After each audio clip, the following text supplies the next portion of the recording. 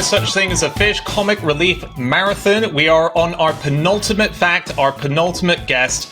We're very excited. We are raising a wonderful amount of money. We're on £107,000 right now. Thank you everyone who's donated.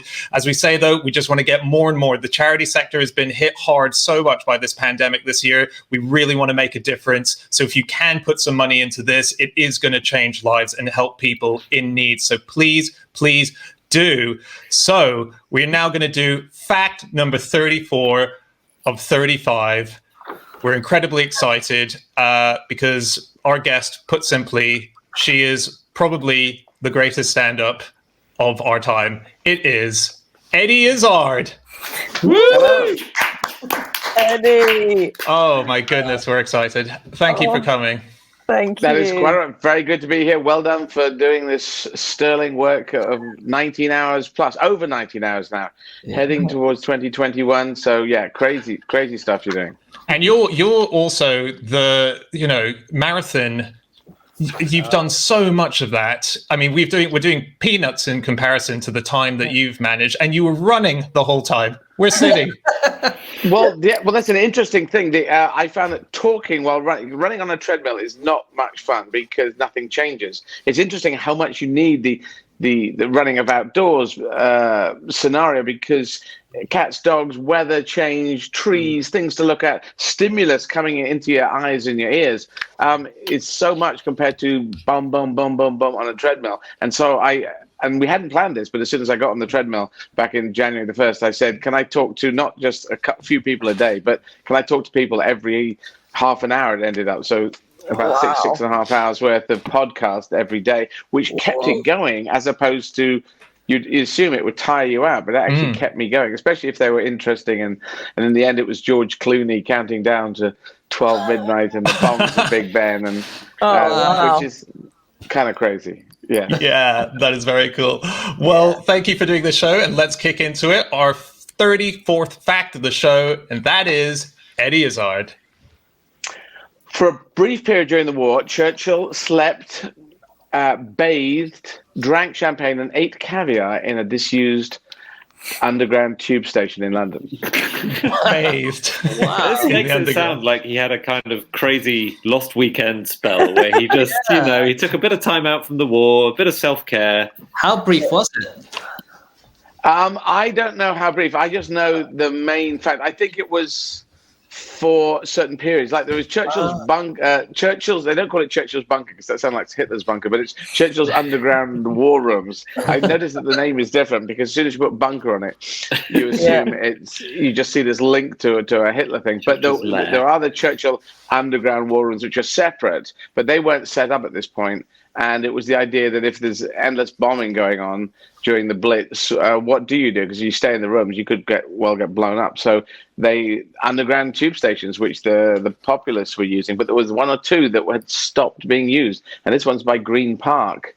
And I remember it being, I picked up on this fact. And if you go and look at the street where it's mentioned, I think you probably even put it in Google Maps. That would show you where it is. You can actually see where the entrance is, even though it's just a door in a wall. But you can see that style of tiling that they do on the underground stations back in the old days. I love that. You know, when you walk around a city, especially London, and every brick actually holds like some bit of history, or every shape, if someone could tell you about it, it's like, oh wow, so Churchill just hid down here, and I've walked past this every day for 10 years. Yeah. I mean, the Blue Plaque project is, I think, the best thing that's happened to the walls of London.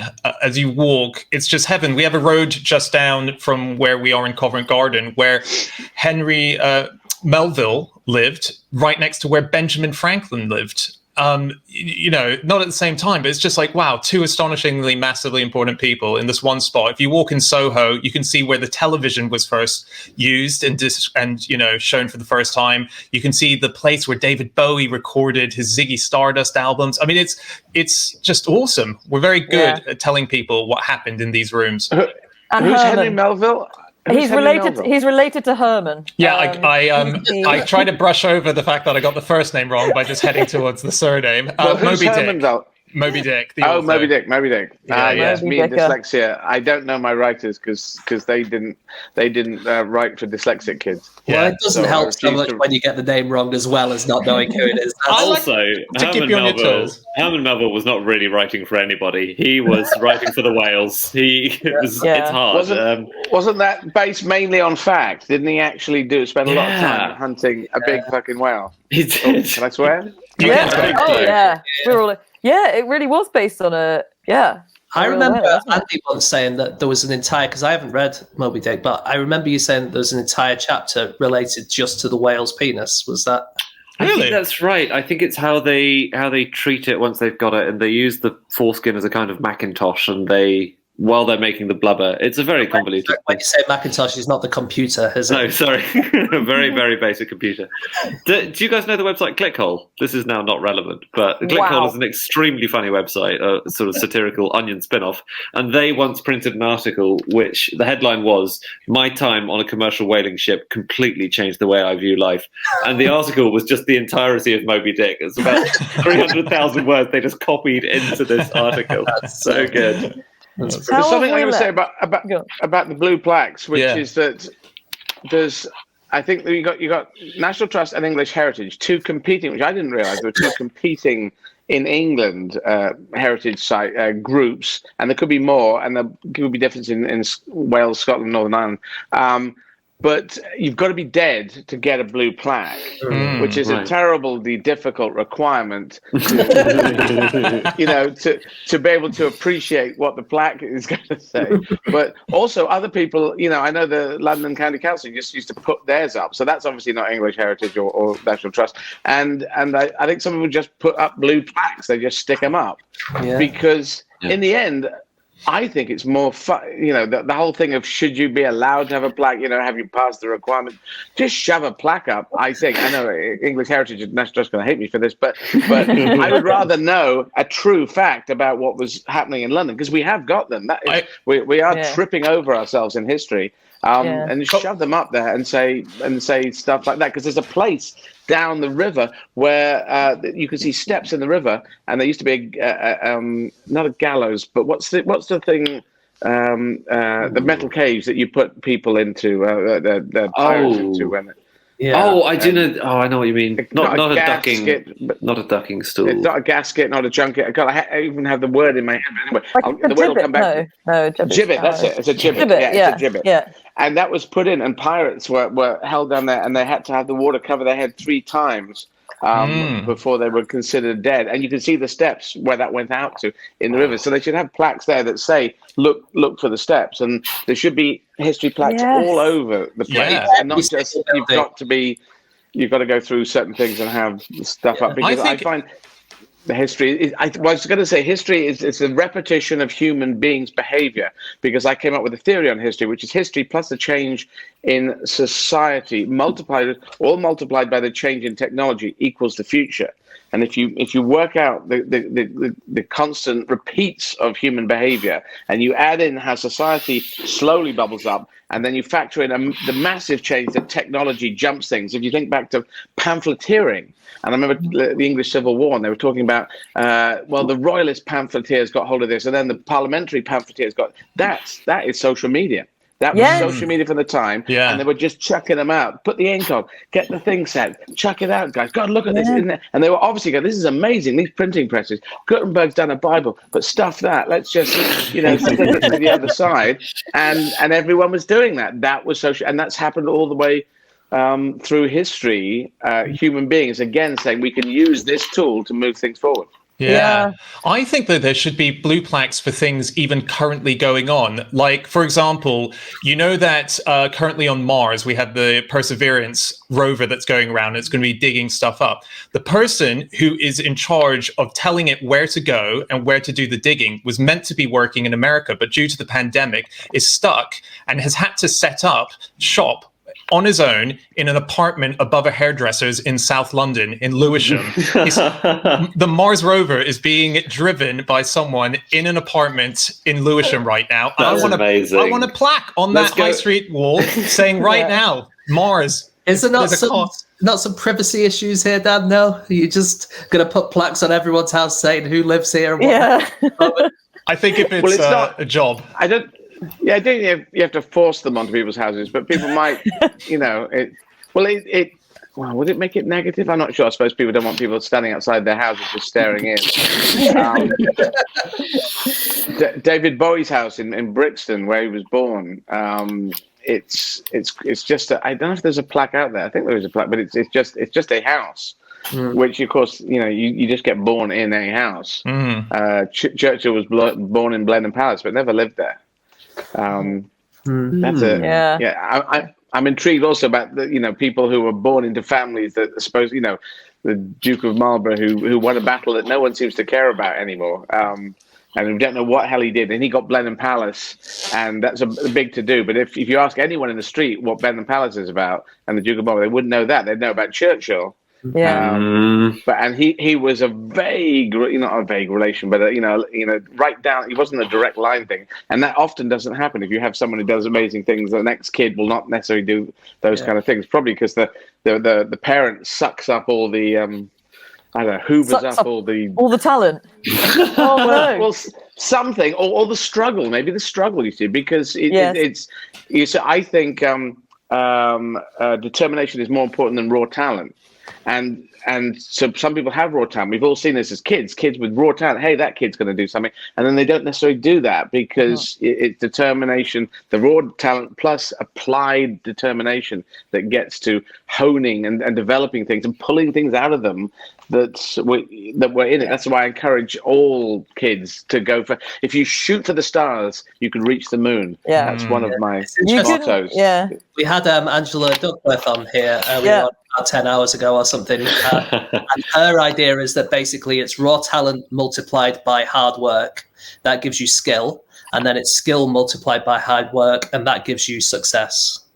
I'd go with that. It's pretty much, her thesis is basically exactly what you're saying. And it's the problem with a lot of education today is that kids pass IQ tests when they're 10 and are told they're really geniuses. And what people like Angela Duckworth find is it's irrelevant. You're not going to be happy when you're 30 or successful unless you've got grit, determination, staying power. So unless you've run 30 marathons or stayed up for 30 hours. So yes, it's my double marathons that I'm most proud of, because when you run a marathon, you go, okay, that's enough. And then if you put a second marathon right on it, and all ultra runners have done this, it goes a bit weird because you just have to ignore the fact and just carry on. You can't punch the sky. You can't do anything. You just have to keep going. So to finish that's great. I did a half marathon once, and I always feel really intimidated when I see someone who's done a full marathon. And right now, I might as well be 1 inch high. Well, it's the but all it is just determination, and it's all head stuff as opposed to body stuff. You think it's all get the body to that place, but no, the head drags the body. The body James, does not push the head. I've run 8 kilometers a handful of times in my life, so I'm quite a long way behind you. So Still 8's more than 6 or more than 5. Yeah. Certainly 8's more than 6. You can't deny it. I got a fact about Churchill and his. I think we should call it a bunker. I think we should try and reclaim the word bunker as a neutral. It's an easier word. Lair. So this is a really. I really hope this is true. I found it in a couple of places. It was thought for a while that he'd had a flushing loo installed for his own private use down in this is the Cabinet War Room, so they're right under Whitehall, which by the way were not bomb proof. Hitler's bunker was about 40 feet down, could have withstood bombing. All the Cabinet War Rooms about 12 feet down. Bomb lands on that, they would have instantly been, landed on. Anyway, there was a loo-style lock put on this door and a new door put in. And one of the things where you flip it over so it says vacant or engaged, that thing. Yeah. But it wasn't a loo. Everyone thought, Churchill's in the loo again. That was actually his room to phone the US president. And really, it was a lovely, just casual bit of misdirection. If you didn't know, you would just think he's in the loo, and actually that was his private communication room. Wow. Yeah. And when you could have, if you listened in, surely there would be strange. Yes, Mr. President. No, Mr. President. And what is? He comes out. That's what I call my penis. You think he had a funny relationship with himself? Yeah. But the phone went through Selfridges. The phone line went through the basement of Selfridges. Really? Yeah, there wasn't enough room for the computer necessary to get a secure phone line down there, so they had to kind of route it to the basement of Selfridges and then on from there. Yeah. And it must have gone under the Atlantic on a cable. Yeah. I assume. I don't think it was a Sky thing. No. That's actually true. You can see that on the underground bunker thing that he goes in. What was it? He also had a train. He also had a train that he had to turn up. They all had trains special trains to turn up. I mean, because Churchill loved the luxury. He ate better than he'd ever eaten. And everyone was kind of starving in the war. It was just kind of played down. But yeah, he ate better. This caviar and champagne. I mean, he got up and drank champagne and drank whiskey. He was a high functioning alcoholic, but and sort of semi-functioning at certain times, and then having naps in the afternoon. But naps are now considered a good thing to have.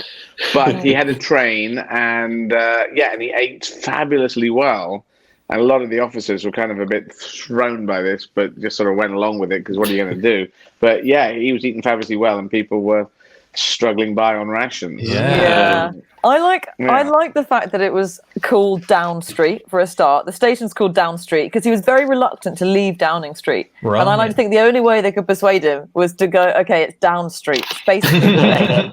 And also the fact that the reason it was closed down and he could move into it, this underground, and it was while they were building the war rooms, it was like a stopover, was because it was in Mayfair and it was built there, but no one in Mayfair wanted to use this tube station because they thought travelling on public transport was terribly common, and they all got their own cars everywhere, and they hated it being there because they thought it would invite the commoners in.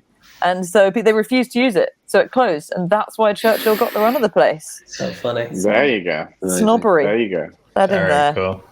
Underground London. I think there's a whole load of things underground in London which are fascinating, and links to the British TV series Edge of Darkness, where there's a whole underground thing, which isn't a London thing, but more, and it's a fictitious story, but it's an amazing story with underground. Nuclear bunker setups, which are always fascinating to see in stories, be they true or fictitious. So if anyone hasn't seen Edge of Darkness, the British one, haven't. Bob Peck, it is fantastic. I actually saw it and thought it was amazing first time round. And that's why Spielberg put Bob Peck into the first first dinosaur. Jurassic Park?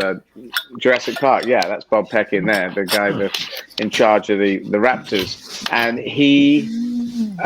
and that TV series came out, and then it sort of disappeared and wasn't repeated. And then it came out on DVD, and I saw it. It was available, and I watched it again. I watched it, binge watched it. It's a binge watching thing. In fact, I'm going to watch it after this. I'm going to see it. It's that good that you could watch it after this. I was going to sleep, but might as well do that now. Weekend set. So, what's it about? Oh, it's about people who are fighting for planet Earth, and Gaia, and their sort of eco warriors up against CIA involvement and nefarious groups that are using nuclear waste and flushing it in bad places and poisoning rivers, and it all goes up to the Whitehall level, and it's a great thriller, and it just works. I think it's Troy Kennedy Martin or one of the Kennedy Martins. So there's two brothers, but it's just great. Edge of Darkness, not the American remake, but which turned into a film, but the British 6-part series. It's just fantastic. But anyway, it's got that. Right. But I should say at this stage, people listening in, do please donate. I think there's a crawler that go to comicrelief.com/fish. And please donate what you can, because these guys have been going for over 19 hours.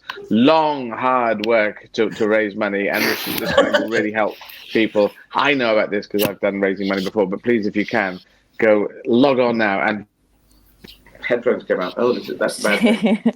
Oh, I'm going to go back. You're with us. Do my headphones work? Oh, dear. No, we know. Can you hear me? Alex might need to take you out if you can't hear us. Got two headphones in. Can you hear us, Eddie? This is the worst thing I was told. Don't get your head. It's okay. Out. Alex will sort you out. He got so overexcited. With the where plug. are we up to, Dan? On the old. We're currently on 109,000. Which is amazing. Please do as Eddie says, go to comicrelief.com/fish and help to donate more money to this. We'd love to. Let's say it'd be awesome if we could crack in the next few minutes 110,000. That's just 1,000 away. A million would be great. Eddie, are you back with us? Can you hear us? Yes, I can hear you. I can hear you clearly. Wonderful. Great, so, fantastic. Yes, you're going for 120, 125,000. That'd be great. You've only got this Richard Curtis after this, so please do donate. I'll go on and give something. So I'll get you over 110. Oh, tip us over that. Thank you, Eddie. That would be amazing. I got a Churchill fact that we did on the show a long time ago, which I just find the most bizarre thing. It was during the war. Whenever Churchill got really angry, he would throw his teeth across the room. And he had dentures, and if something went wrong or he was told some bad news, for some reason he'd go, and he would chuck them at the wall, and they would often smash. Now, luckily, he had a spare set, but they were often at the repair shop from the last time that they were thrown. So a dental technician would get a call saying, Churchill's thrown his teeth at the wall again. They would quickly get to Downing Street, pick up the remnants of the broken teeth, give him a new set to pop in his mouth now that he's cooled down, and he would just go about, and it would be a cycle that went round. And it was so important to Churchill that he had his teeth that he actually excused his dentist, who was called Wilfred Fish, from going to war, because as far as they were concerned, the most important thing as leadership was Churchill's mouth. That was more important than anything. And because he kept throwing his teeth at the wall, they needed to keep people out of the front lines. Are you sure that's true? Because it sounds weird to me. I mean, it's almost like, I don't know, taking a vital bit of your body off and throwing it against the wall, and then saying, "Oh God, I have." Because if he threw his teeth off, then he'd look very gappy teeth. I mean, it just seems slightly bonkers to do. Are you sure it's true? Well, because he had two sets, so they would fix it and remodel it. I mean. I'm obviously questioning it. I'm obviously no. I think you're right. No, I think you're right. I think it was someone who was involved with the case who said it. It was someone, a dentist, or maybe the son of the dentist in question, the technician. Yeah, I don't know. Who the hell's called Wilfred Fish? I've definitely made that up. I mean, Wilfred Fish is clearly a wrong name. My point is, like the detective who goes, "That doesn't scan for me." It doesn't quite scan for me. That, and I have heard a lot of, I'm semi-encyclopedic on World War II, and I've never heard that one. Wow. Do you know? Okay. I've done a quick. I had a panic, and so I've looked it up. His dental technician was someone called Nigel Cudlip, and it's his son, who I think is Derek, who said this, and he did used to flick them across the room, according to. Derek Cudlip was the technician. His son Nigel Cudlip said he used to chuck his teeth across the room. So take it up with Nigel. But he said he chucked them across the room against the wall, kind of thing, like. Fucking hell. And that's a good impression of Churchill there, actually. Yeah. Well, that's it. That's how people sound. Yeah. It bumps me. It bumps me rather, because it just Detective Izzard, not buying it. He does. I mean, he had major faults, Churchill. So there's major faults. But 1940, he was the right person to be there, definitely, because Halifax wanted to do a deal with the Nazis, and so he was the right person to fight that fight. But I just think throwing his teeth. He was also. He was a stressed man. He was under a lot of pressure at the time. I know, but you throw someone else's teeth. That's right. Give me his teeth. Not Halifax. Give me your teeth. He had another bunker. He had a second bunker as well, which I found really interesting. But it was so horrible that he only went there once, and then he dodged going for the rest of the war. It was in Neasden. And, yes, I heard about that one. Yeah, it was codenamed Paddock. And I can't really believe this next thing I'm about to say, but it was so secret that even King George VI wasn't told where it was, which I can only assume is because he didn't ask. Because I don't think anyone would have said that. No, I think there was a distinct friction between George VI and George VI, sort of, because what did George VI know? What if you're members of the monarchy and you're not running the gig, are you there stamping? I need to know everything. Why do you need to know it? Because Churchill was, he made himself Minister of War or Minister of Defence and Prime Minister. So he gave himself two positions, which to me actually just seems just one big position. But yeah, I could see him keeping things from George VI. Yeah. But because also, how much detail do you need to know? Because there's all the stuff. I bet you George VI didn't know about Enigma. I bet you don't. Yeah, maybe not. Yeah. They would have kept that on the down low because, and it's weird once you know that they had Enigma for a lot of the war. You think, why didn't we do better in between 40 and 43? El Alamein was when we were taken up. But if you compare El Alamein to Stalingrad, the Russians had done a massive sacrifice there. Without Russia, we wouldn't have won the Second World War. That's the thing that needs to be said and resaid. Because if people don't know the numbers on the Second World War, it was about 500,000 Brits died, about 500,000 Americans, and about 25 to 27 million Russians died. And the numbers are just insane. And but the Russians were, Hitler thought they were subhuman, but in fact they were superhuman. So well done, the Russian people. So not Stalin. This is the Russian people and Gorgy Zhukov. General Zhukov was the guy, and the Russian people. They were just amazing. So well done them. Yeah. Well done, the Russians. Are there any Russians listening or watching? Absolutely. And I donate to a charity that still is trying to find Russian dead people who were buried in war, just ended up and they dig up bodies that were died in battle. Oh wow! Just covered over. Yeah, it's that many. I mean, it is a ridiculous thing. We need to thank the Russian people just because the average Russian person was a fighter, was a great fighter, and we knew it at the time, and they talked all about it. We were just because are we doing enough in Britain, and the Russians were doing this amazing work, and it's the Russian people. That's the brilliant thing. It's not Stalin. It's from Zhukov down, and Chuikov, who was running Stalingrad, but really Zhukov, and just the average person was just, and the women as well. The women and the men fought like crazy. Brilliant. Yeah. We did a fact about 6 hours ago about people's first jobs, and I found out what Stalin's first job was. I'm not sure if this was his first job, but he was he an influencer? He was in a funny sort of way, Anna. He was. He was a weatherman.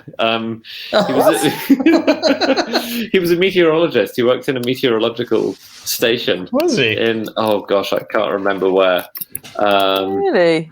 In Georgia. That's where it was. He had to note down barometer readings. Oh, yeah, he was Georgian, yeah. Yeah, and that was his only that job. Stacks up, yeah. He wouldn't be doing it in China, would he? That was his only job, apart from ruling Russia. And notice this, that Stalin was born in Georgia, and that's way out to the east, and now a separate country, to the east of Russia. And he became more Russian than the Russians.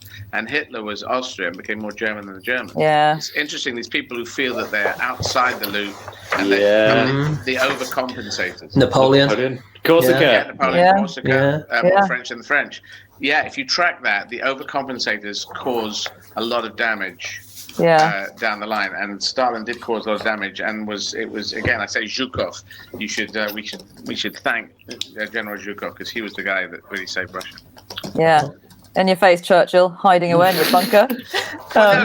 Churchill was good. No, Churchill, he pushed, and he set up the SOE, the Special Operations Executive, and he really pushed to try and make things happen. But he couldn't get a lot of the British generals in the army were good sorts. They're good sorts, but they weren't tenacious bastards.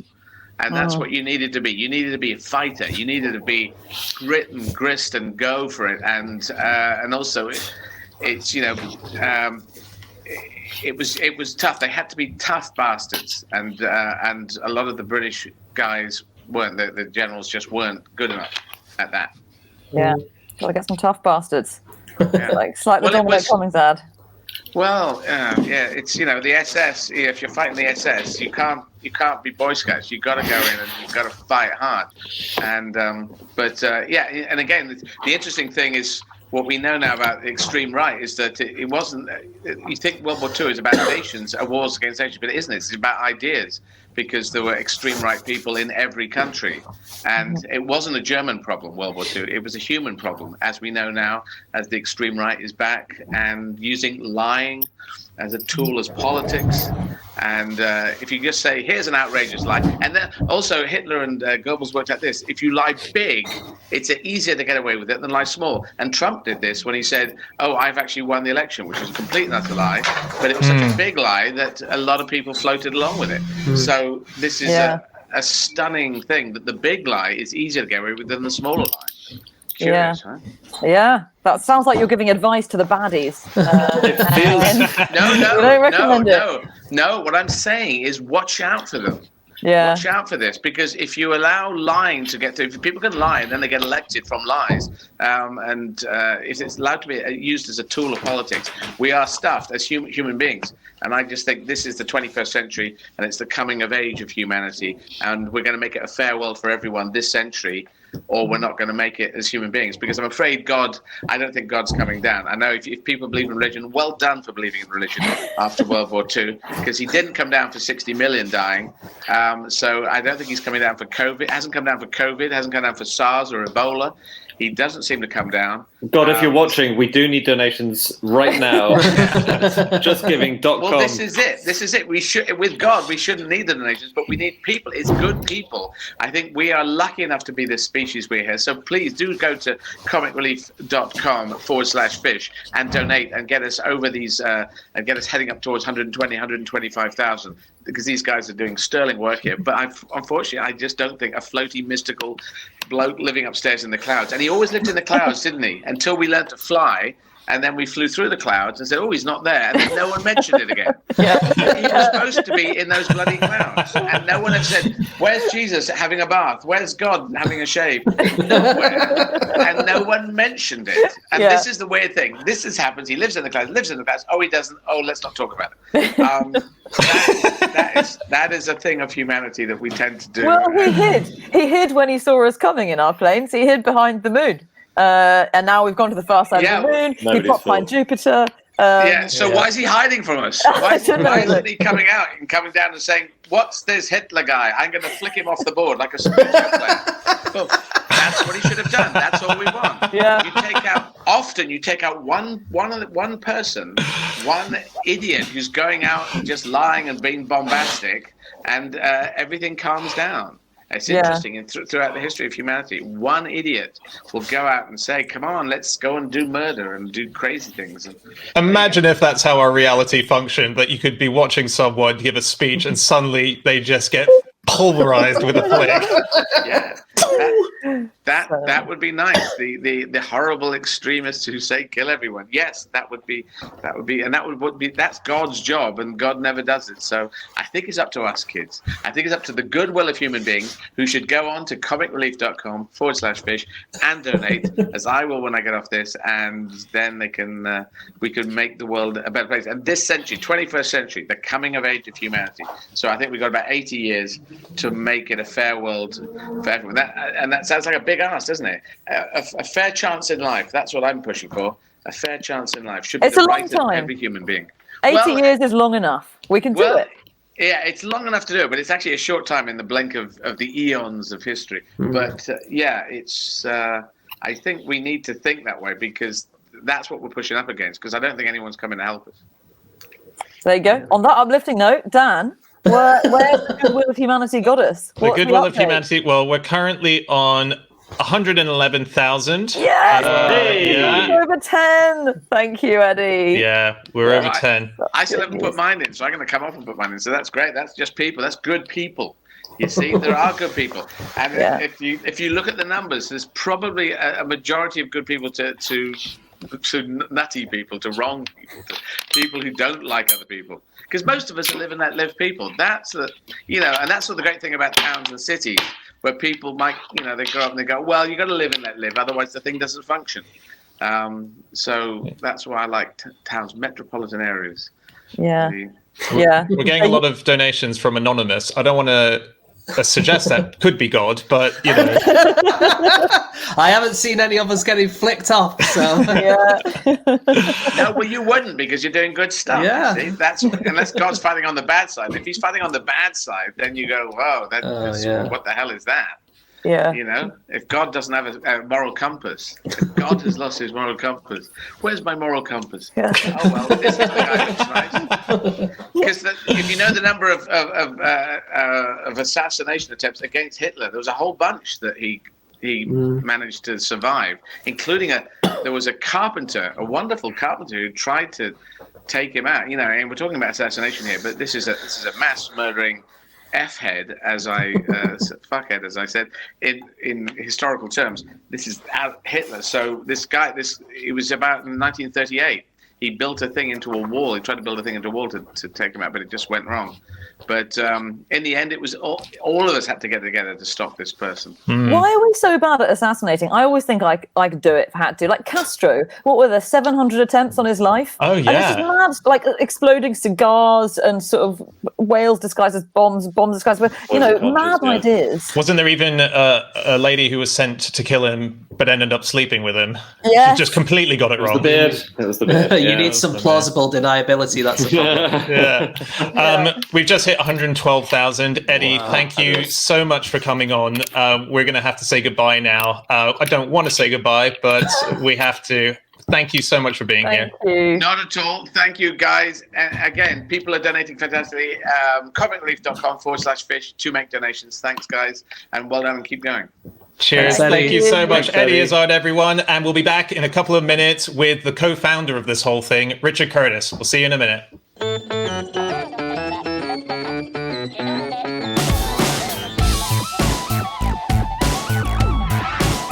Hey everybody, we hope you enjoyed watching that video from our 20-hour-long No Such Thing as a Fish comic relief marathon. There are plenty more videos to watch, but before you watch them, we're going to ask you to donate to the cause that we did this for. Go to the link below and you will be sent to comicrelief.com/fish where you can donate and help change lives. Donate now.